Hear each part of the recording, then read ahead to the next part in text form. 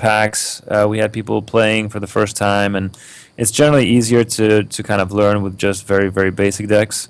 And then we've done 2 alpha play tests just with people that are up on our site, that have accounts on our site, that or have supported us on Kickstarter. And actually, yesterday was our second playtest, and we should be doing one also next weekend. So by the next weekend one, we plan to implement some more cards with some more mechanics. People have been asking for that. We've had some kind of repeat customers so far, so they're familiar with the game, and we plan to implement some kind of more interesting decks with a bit more interesting strategies as well. So yeah, I mean, if you guys are interested to jump in on this kind of thing, it's definitely doable. Okay. So far. So you got 2 creatures in this spot. What happens? You can attack with once with each creature? I can, yeah. Okay. Good to know. And my creature, there's no graphical like showing like I can't cast spells with me right now, right? There's like no No. I mean, that's something that obviously we're going to implement. Okay. We're going to show visually, graphically when you're exhausted, when you've already cast a spell, when you have some movement left, when you have no movement left, when you have all movement left. I mean, these kind of things are. I'm sure you got the suggestion before, but it would be kind of cool if like when you highlight a spell card, it'll like maybe turn on or highlight which creatures can cast it. And the question was asked, will there be elves in the games? I assume that yes. Yes. In fact, everything is color based, and typically creatures have their 2 dual colors, 2 colors. So elves are actually white and green. So if you're playing kind of a white and green type deck, you can have plenty of elves. Trust me. All right. So let me place my waterfront over there. Let's see, what do I want to bring out? Do waterfronts also come back into play? Did I destroy it and send it to the graveyard? It just went to the graveyard, so you have to kind of threaten it if you want to actually do anything. So here's the thing. I'm going to attack your graveyard. Try to get it down. Okay. You going to let it go? I tried blocking. I don't know if I did it correctly. Oh, no. So you have to select your guy. Mm-hmm. Then the shield icon shows up, and just click in the same lane that your guy is. Oh, that my guy is. So yeah, red hordling blocks. Okay. Exactly. So I assume that's what you want to do. Don't Another forget. question asked is, will there be dwarves on horses? Gotta love the dwarven cavalry. There will be dwarves, certainly. There will be cavalry. In fact, one of the blue cards, which I don't have in this deck but is already in the game, is Merfolk Cavalry. But I think that they probably ride like seahorses or something. Roger that. I don't think they ride like land horses. So yeah, okay. Let's see. Looks like 6 chroma you have. I'm gonna go ahead and keep up the pressure on your graveyard. And what I'm gonna do probably is. I think I did that correctly. Oh, I didn't even need to do that. No, you didn't need to do that. But what's interesting, and I'll make this. This is a bit of a nuance in terms of your tactics, but the card which was just banished from the game is the card that you freshly discarded. Okay. So, if for example you had a really important card and it was in your graveyard, and you really wanted it to cycle back, but I really wanted to take it out of the game. So I was putting pressure on your graveyard to try to like banish it from the game. You could actually, pause that attack like you just did, and then discard a card from your hand that you were, that you didn't care as much about it, and have that be banished from the game instead. So keeping track of which cards are in your graveyard and when they've cycled the back, hoarding is cheap at least, So it's like not too bad. That's true. So I'm actually going to move my guy here, and I want to summon. Who am I going to summon? Summon a Bladefin over there. How about that? So far, blue seems so much stronger. Maybe I'm just drawing badly. Well, I mean, red has to show. We can switch it up. We can do like a reverse, but red just has to be dominant from the very beginning. Right. If blue can get kind of like their groove on, it can get pretty dangerous. Now, you have a lot of chroma and you have a lot of income, so you should definitely summon a black Balrog. I'm sure you have him. Yeah, I have one extra. Yeah, I This just mean, was rough earlier because I didn't have. I just had enough this turn. I've been trying to get more to get him out. yeah. So I mean, you just you have to be a little bit careful because he will drain your income a little bit, yeah, I know. and yeah, there. So that's that's dangerous for me. And my graveyard is over there. It's kind of exposed. Oh man, what should I do? It's not pretty.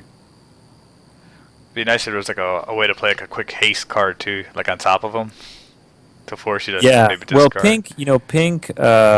pink is a color which plays very very rush. Hmm. Like you can typically attack the turn that you come into play and all this stuff. So. Oh man, what should I do now? What should I do now? That's tricky business. Well, Hedgemoni McNichols saying a good move out of Yul's graveyard. I can't attack his graveyard yet. So yeah, you can't yet. So the question then becomes, hmm. divide and conquer. I don't know. Well, hmm. I'm not sure what to do. So I can go after your graveyard. Your graveyard is currently vulnerable, obviously. Yeah. Now I know that you can move your hordling over to defend it. Then the question just becomes, do I do that or not? Do we trade graveyards? Do we trade graveyards? That's the question. The graveyard gambit works every time. That's right. Now, okay, I'm gonna force you in maybe a bit of a bind here. So I'm actually gonna attack your graveyard here. See what you do.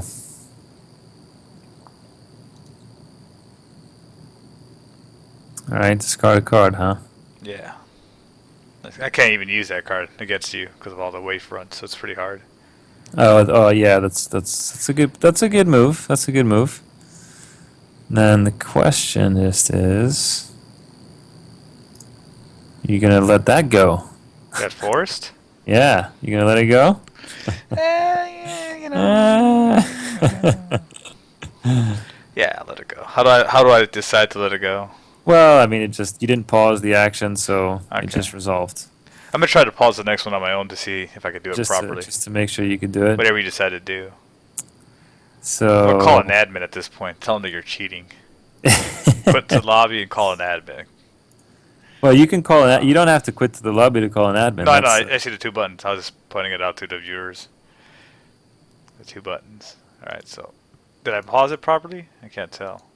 Well, I pause it for you. If you should be able to click just on anywhere on the game board. Just click once. So far, I haven't been able to do it properly. That's why I was like double checking and asking. If it's not working, well, you did it. I blocked. Yeah, you but blocked. I didn't pause. If you click in the black box, you'll definitely be able to block. Just click in the black box. There you go. Right. So you see it. It's all.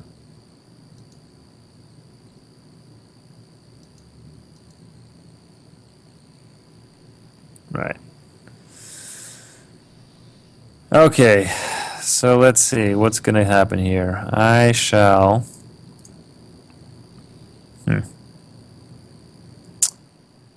Um.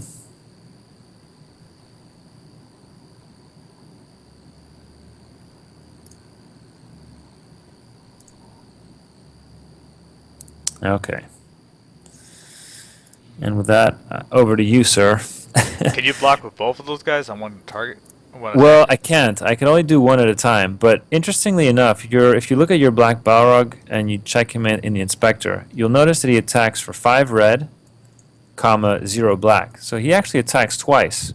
And what that means is the first time that he attacks, he does 5 damage. The second time he attacks, he does 0 damage. But if he's on the offensive, if you're the guy attacking, he gets +2 to each of those. Right. Okay. So he does 7, and then he does 2.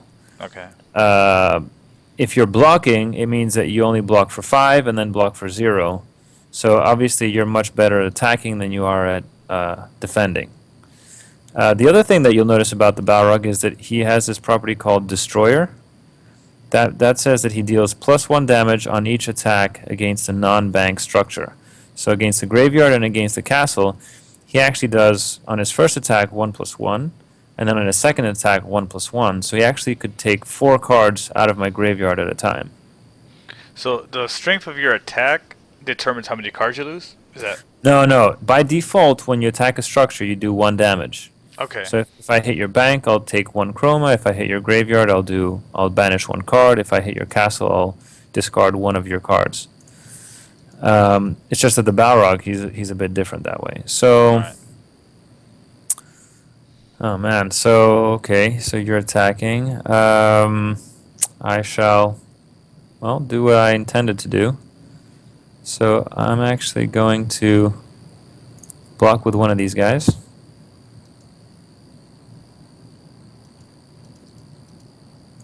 And that guy will probably die. I mean, he will die for sure, because you'll do 7 damage. Now you're doing your second attack. And I'll block with my Blade Fin again. And this time my Blade Fin won't die, because now you're attacking for 2. Right. Right.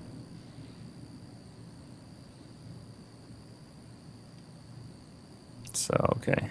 So, Connor, playing a alpha game with a dev on Skype. If you have any questions, just keep tapping them out, guys. I'll try to answer them or have him answer. He is currently not able to watch the Skype. Or not the Skype, the stream. Yeah, unfortunately, you can't watch the stream. Alright, so... Okay... I have 4 chroma left.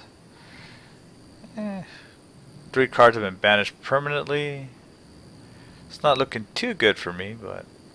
Well, it's not... It could be worse. Let's say it could be worse. So far, I haven't lost. That's what counts. It's not over till it's over. I can only have 1 structure left. As long as I destroy his before he destroys mine, that's what counts. That's right. All right. Let's see. What can I do over here?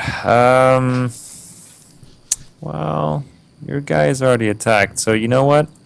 I'm actually going to go in for the kill on this Balrog. I smell victory.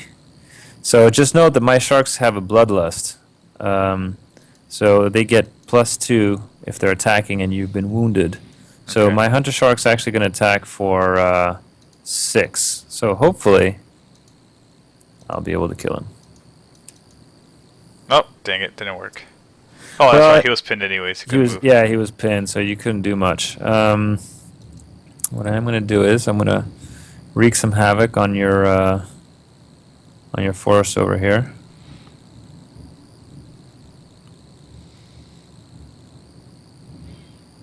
And let's see. I'm going to do the same. Would there be a mulligan, obviously, in the full version? Because I think I had a bad start of a hand. Oh, with the hand? I don't see why not. We haven't really discussed it. One of the ways that we deal with that, though, is the fact that you can draw more cards. Mm-hmm. I mean, I had a pretty crappy hand, but I was able to kind of draw my way out of it at the end of the day. Right. So, yeah, I mean, I don't know. I mean, that's more a question for George. He's kind of the game designer to really answer.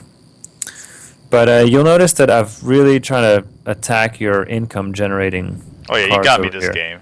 I don't feel like there's a way for me to really bounce back at this point. But Well, I'll tell you what. We'll we could play one more.